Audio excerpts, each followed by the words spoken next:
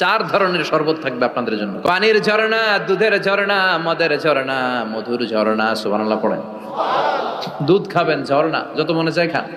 বিশ্বনবী দুধ খেতেন, বিশ্বনবী মধু খেতেন, পছন্দ করতেন। এই মধুর ঝর্ণা থাকবে ইচ্ছে মতো। খাঁটি মধু এখন খুঁজে পাওয়া যায় না, কথা কন।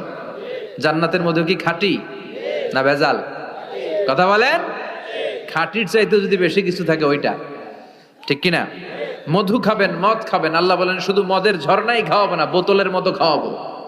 দুনিয়ার বুকে যারা মদ খায় বোতল লেয়া কি কয়? চিয়ার্স। একটা আরেকটার লগে ধাক্কা মারে, কয় চিয়ার্স। আমরা ওই দিন করবো চিয়ার্স। কথা বলেন। ওয়ায়ুসকাউনা মির রাহিকিম মাখতুম। আল্লাহর কোরআন সাক্ষী, রাহিকে মাখতুম নামে সিলগালা একটা মদ আল্লাহ খাওয়াবে। মিজাজুহা কাফুরা, কর্পূরের ফ্লেভার থাকবে। মিজাজুহু মিন তাসনিম, তাসনিমের ফ্লেভার থাকবে। মিজাজুহা জানজাবিলা, জিঞ্জারের ফ্লেভার থাকবে, আদার ফ্লেভার। সুবহানাল্লাহ পড়েন। একটার পর একটা জান্নাতীরা দেদারসে খেতে থাকবে।